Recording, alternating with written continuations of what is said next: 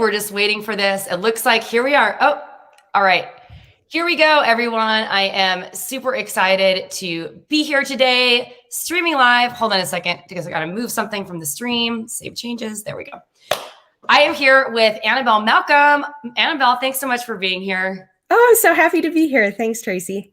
Awesome. Well, did you know, everyone who's listening, that you can increase email conversion rates, or excuse me, your conversion rates to sales on your website by 44% just by using a little email hack? Well, I'm super excited to talk to Annabelle today about some of the things that you can do with your email marketing to increase your sales via email. Here's the thing. 60% of consumers say, according to Statista, that they have purchased something via an email that they've received from a brand that they love. And today I'm chatting with Annabelle Malcolm all about increasing your email ROI with a secret email hack that is going to help you get more sales immediately. Super excited about that.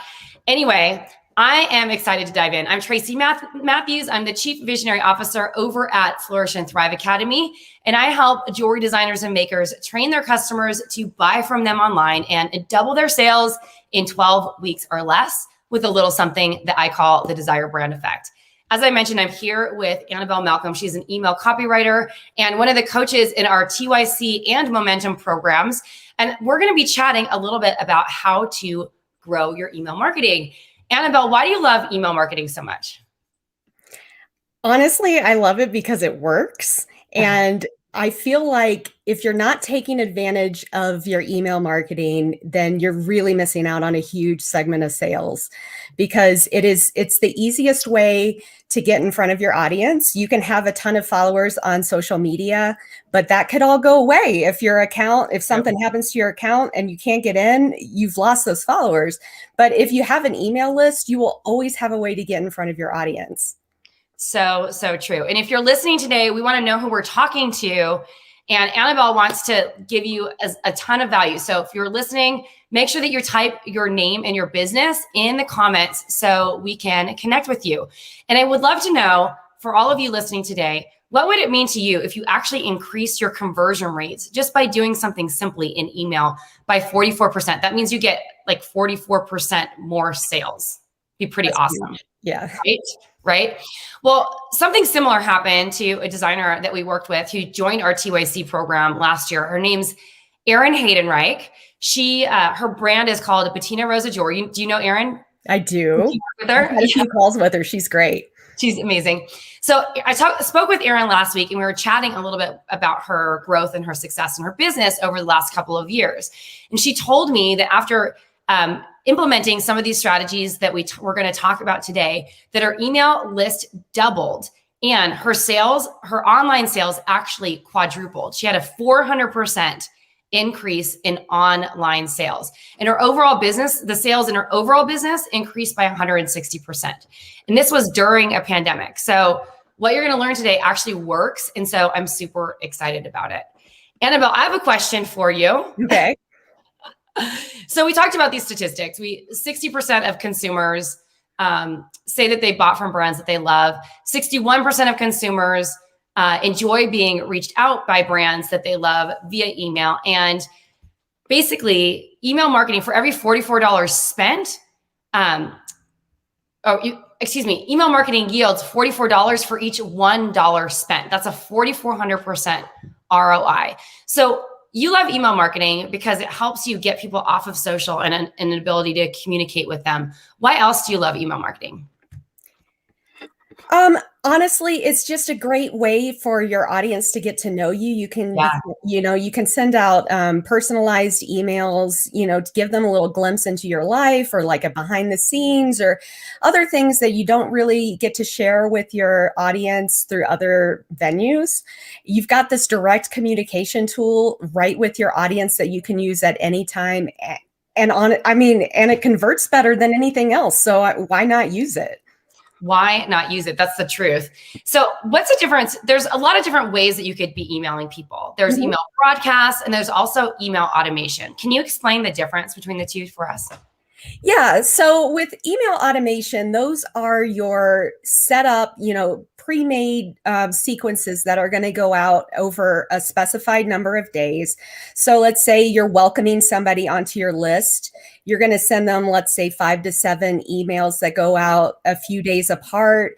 And that's just, helping them get to know you and about your business and establishing that know, like, trust factor.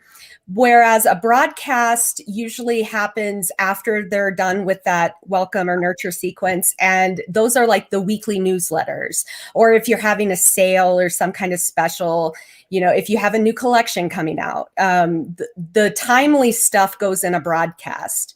The automated emails are what we call evergreen, so they can go out anytime. Which is awesome. And this is an opportunity for you to actually be communicating with people like at any time of the day, any time zone when they opt in. And the thing I love about the difference between the two is, one, they serve kind of different purposes. One is like basically, as you mentioned, like nurturing or capturing a lead or thanking them even, right, for making a purchase. And the other is really about kind of like, here's what's going on now in my business. And also like getting people to buy, which is important, right? The most important thing, I feel like, with the product-based business, right? Absolutely. So there's a bunch of things that you can automate via email for your business. And, we teach a bunch of different types of automation in general over here at Flourish and Thrive. But what are the 3 core email automations that you think everyone needs?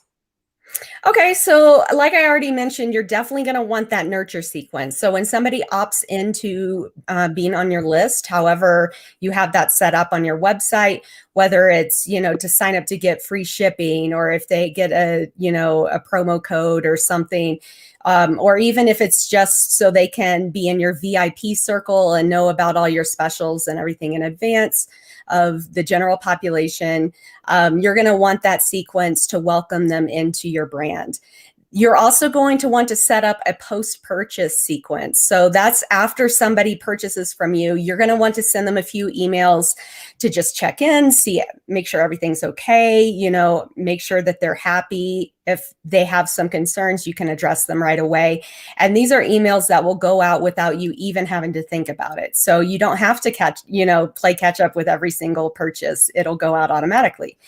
And then finally, you're definitely going to want an abandoned cart sequence. So if somebody is shopping on your site and they put something in their cart and then they forget about it, you want to make sure they remember. So you send out an abandoned cart sequence that will remind them like, oh, hey, you were looking at this and don't you want it?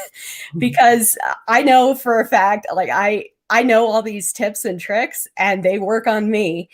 I actually was just buying some nail polish last week and I totally forgot. I got interrupted and I forgot about it. And they sent me a follow-up email and I was like, oh yeah, that's right. I wanted to get this. So it works on me too. Well, I love it that you say that, because a lot of people are like, oh, I don't want to be cheesy and be that person who sends out the automated like abandoned cart sequence. Honestly, the abandoned cart sequence is like one of the most important. I mean, I think you need to have it. Yeah. All 3 of these are important, but that abandoned cart sequence is the thing that can increase your online sales by 35 to 44% of recaptured abandoned carts. That's almost 50% of the people who put something in a cart.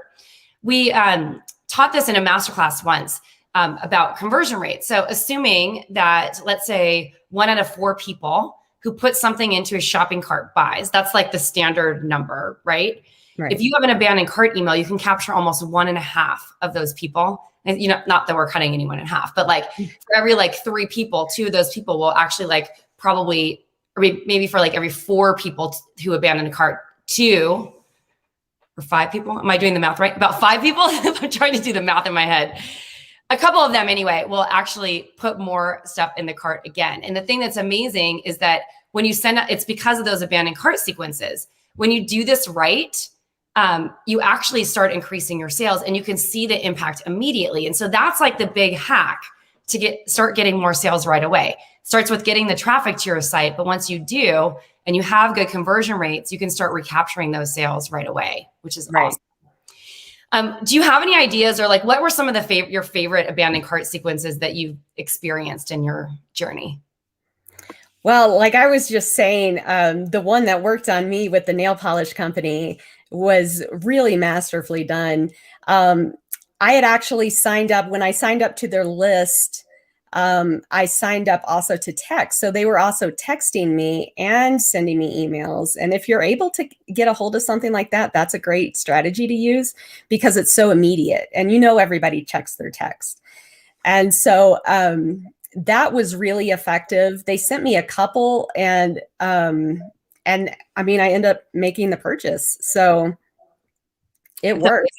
I love it because I get abandoned carts all the time because I'm like putting stuff in the I do shop that all the time. and I forget, and I'm just like, whatever. I had this guy, Chris Orzechowski, on the show one time, and he told me, he's like, yeah, we were in the process of buying something, him and his wife, and like literally like the like a wine glass broke on the ground, and then they were cleaning up the mess, and then they like 2 days later they forgot, and they got this abandoned cart sequence, and had they not gotten that, they would have never completed the purchase. And that's why that's important. Anyway, Annabelle, thank you so much. This has been awesome. Do you have any final tips for us when it comes to creating email automations versus broadcasts in your jewelry or creative business? My big thing is to get over the fear that you're going to be bothering people. Yeah. Because that is when I talk to people in the Momentum program, they're usually reticent to send out too many emails or what they feel is too many emails, or they're afraid to send them out too often. And that's not something you should be worried about. I know from my own personal experience, it feels like, oh, this is going to be too much, but you're training those customers who, first of all, they want to hear from you, which is why they signed up for your list in the first place. You're getting them acquainted with you. You're telling them more about yourself and your business, and you're just able to communicate with them in a way that builds a relationship through email without you really having to do much on your, once you've got it automated. And then with the broadcast, you keep up, and keep building that relationship to build that know, like, trust factor. And so don't be afraid that you're emailing too often. If you email something every couple days, that's okay. Yeah. You're training your audience to open your emails, to see your name in their inbox, and to know who you are and what you're all about. That's amazing. That's such great tips. Someone is asking a question that I'm not sure that we could answer. It's like, what percentage of revenue should come from automated flows and what should come from broadcasts? I think that really depends on the number. I mean, I don't know if you would agree, the number of people actually signing up for email automation. So yeah, that's true. Like they're opting into their nurture sequence. I think that if you're writing your emails in a way that is like considered a high conversion rate, the typical conversion, so I'm going to give you throw out some numbers here, would be that you get somewhere for e-commerce 15 to 25% open rates. Typically, the smaller your email list, the higher the open rate if you have good subject lines. Then once someone, you get a typical click-through rate, which is when they open the email and click through to get on the website, is about 3% of that total list, or like typically, because it's about 15 to 25%. So of those people that opened up, maybe 20% would open. So that's a click to open rate, CTOR. So of your total list side, about a 3% click-through rate is normal. Of the people that open, about 20% that get on your website. So then what happens after that is what's really important. So this is how you can start to measure success. A 1% conversion rate for the traffic landing on your site is a normal conversion rate. So if you had 100 people landing on your website, you can make one sale. So it's really about playing with the numbers. And so you want to understand these averages of what's going on and try to always be improving those. So if you get 100 people on your website, you get one sale, then that's like a good normal conversion rate. But once people get to know you and they're buying through email, that number over time might increase, or should increase, because they actually already know, like, and trust you. But if you combine that with cold traffic, or on like the kinds of people that are landing on your website that might not necessarily be buyers, then it kind of averages out. So we're always working with members of our Train Your Customers to Buy From You online program and our Momentum program. Those are our two top tier coaching programs to increase their conversion rates from the email marketing. So it starts with optimizing your subject lines, then having a strong call to action in the email, then optimizing your website so that people are actually moving to the sale. Do you have anything else to add to that, since I just threw out all those numbers, Annabelle? No, I think you gave great advice. I was just looking at the comments too, and I saw another question about content. Can I address that? Yeah, please. Okay, so this Facebook user Let's read out the question though, so people can have it. Yeah, I think the hard part is consistently coming up with content that isn't sales related that still provides value. I've done this with my other businesses, but for some reason with my earrings, I struggle with content. So not every single email needs to be a sales driven email. That may be a little counterintuitive, but you're not going to just want to say, buy from me, buy from me, buy from me in every single email. So what are some things you can talk about that aren't necessarily just about making a sale? With a lot of my designers that I've talked to in this program, I tell them, give a behind the scenes email and let them have a peek into your process. You could talk about how, especially like in a nurture sequence or something, why did you get into this industry or into this niche? You could talk about your background, how it fits with being a designer, the meaning or the inspiration behind a piece or a collection of yours, your own creation process. So what makes it unique? What do you do that's unique? You could feature a certain piece. You could do a custom case study on a custom piece. You could answer one of your frequently asked questions. You could talk about your materials that you use and what's special about them. You could feature a testimonial. You could talk about latest trends. I mean, the options are truly endless, and those are going to provide value. And you can still do calls to action with them, which are, you want to have a call to action in every email you send. So what would a call to action be for one of these type of emails? It could be a link to your blog where you go into greater detail about it. It could be, like if you're talking about the case study for a custom piece, you may want to link to a testimonial on your site where, that customer raved about your, your piece that you created for them. It could be anything, really. The other thing that I want to add to that, you made a very clear point. Like, the purpose of sending out these broadcast emails is to get people onto your website, because we're trying to make sales, right? So no matter what you're doing, the call to action should always be to get them out of the email and onto some place on your site. Do something. Yeah, do something.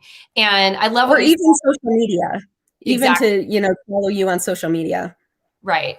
And one of the things that I loved about what you said is that there's a lot of different options. And I think it's really important that you're featuring customers, that you're sharing case studies, testimonials, and like people experiencing your brand, because that builds a lot of social proof. So absolutely, do it all, which is super important. Someone else is asking, is 1% normal for jewelry e-commerce? Say if the average order value is over 150. I would say yes. I would say until you start getting over $1,000, yes. The brands that we work with in Momentum and TYC, like they're doing like 1.5, and most of them are in that bridge price point of like $50 to $300 price point, but they have a captive list of people that actually want to buy from them and that are interested in their products. So yes. Okay, so someone else has said, thank you for the ideas. The last couple of weeks, I've tried 3 things I'm obsessed with this week, which are style and clothing items. Great. So one thing that I also want to remind you guys is, like, you can do a lot of different things in email, but you want to keep them focused on what your brand is about. You don't want to send people, if what you're trying to do is to make sales over time, like the purpose of your email is to actually make sales, you want to keep them focused on your stuff. And so there's ways that you can incorporate other people's products and other advice and stuff like that. For instance, this person who's sharing styling and clothing items, the way I would position something like that is to show how to wear your jewelry with the style of the moment, not just focusing on the clothing items. It still has to be focused about your jewelry, and you want to move them out of the email and onto your website. So you only give them a tease in the email, and have a strong call to action to get them out of the email onto your website. So I just want to be super clear that that's the purpose of sending emails out. It's not to keep them in the email.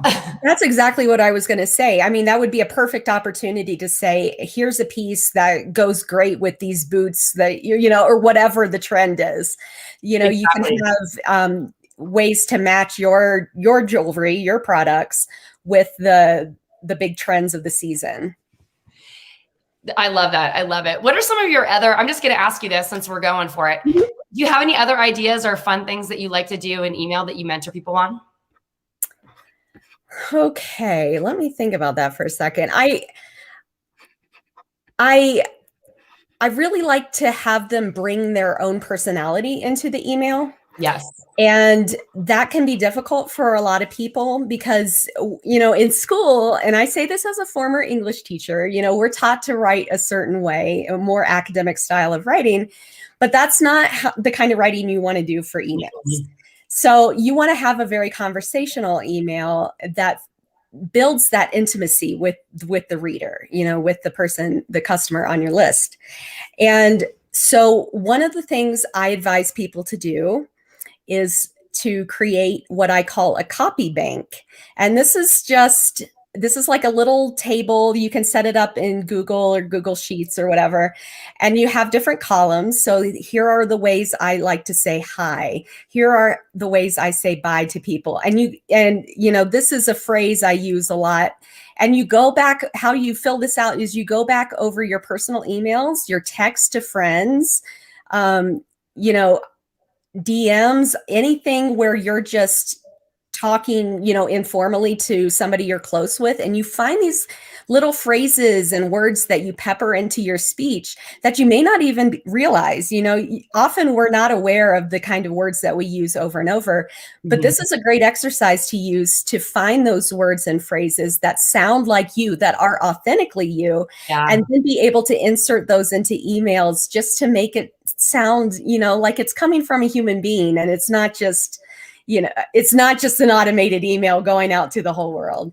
Well, I love that. We talk about doing something similar to this to like create a story bank. So if you have like stories of customers and that's a good one too, you want to feature, you can create you can have a story bank. You can even record yourself or yourself talking to the customer or whatever, and then put it in a Google Drive or something like that, transcribe it, and then take the copy from the transcription and turn that into words. And as you talk to enough people, you can start to see the words and the language that they use. And so that when you're writing copy for your emails or for other website copy that you have, they start to feel a connection if there's common crossover words that they're using over and over again, which is another way to do that. I have another exercise that's similar to that. And that's if you're hitting a writer's block and you just don't know what you're going to say. You have a general idea what you want to talk about, but you don't know how to write it. Just record yourself talking about it. Yeah. And as the first minute or so, you're going to feel stilted and it may not sound right. But as you get into it, you're going to find your natural flow, and then just transcribe it and send that as your copy, because that's what's going to sound most like you. So good. Annabelle, I love this conversation. So you are going to be a coach in our TYC program. You're a momentum coach. So you work with our high-level momentum students. We're having you do our email marketing session in the TYC. What are you most excited about for that?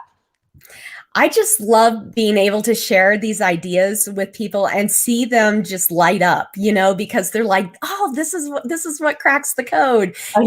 It's suddenly not so intimidating anymore. And I'm like, yeah, you can do this. People can do this. You just have to learn how to do it. I mean, you just need the instructions, but then you can go off and do your own thing, and it'll be great. So I love this because, Annabelle, one of the things that we love about the TYC too is that you're going to be training or teaching a training, mm-hmm. and people get to do the work and come back and get feedback from you, which is awesome. Yeah, in a lot of my calls with my coaching clients in your program, I often split the call up. So I'll talk to them for the first 20 minutes. And we'll devise a plan, and then they'll go create something, and then we'll finish the call up a week later, so I can say, okay, this is great, and here's how we can tweak it and make it even better. And the people who I've done this with have been really receptive to it. And so I'm excited that I'm getting to do that on a bigger scale in a few weeks here, I guess. I know it's going to be in a few weeks. We're super excited about it. Annabelle, I'm super excited to have you do this with us. And for anyone here who is interested in learning more about how to train your customers to buy from you online using email marketing as a tool, and you'd like to get coached by me and Annabelle and a bunch of other amazing coaches in our 12-week workshop, it's designed to help you double your sales and get really fast results in a very short period of time. Some of the common outcomes, like Carol joined us last year, and within the first week, she started getting daily sales on her website just by the first exercise that she learned. Cindy increased her online sales by 177% in that 12-week period. And Mela went from only having 5% of her sales coming from online sales to 25% by the end of the program. It really works. And if you're someone who is really trying to lean into selling more online because you've been heavy on the in-person shows or wholesale or any other revenue stream that's coming in, we'd love to coach you. And it's really affordably priced for the level of coaching that you get, because you're getting immediate feedback, and we're going to be dialing in, basically like workshopping all of your projects. So if you're interested in learning more, we are about to close applications for that. You can head on over to flourishthriveacademy.com/TYC. And if you're listening here on Facebook and it's something you're interested in, you can type the words, just the acronym TYC. I'm just going to type it for myself here. TYC in all caps in the comments below. If you're on YouTube or in a Facebook group, you can head on over to flourishthriveacademy.com/TYC. Or if you're watching this on Instagram, shoot us a DM or head on over to flourishthriveacademy.com/TYC. Annabelle, we're so excited for your session. We cannot wait. I can't either. It'll be great. Thanks for being here. Thank you. Bye, everyone. Bye-bye.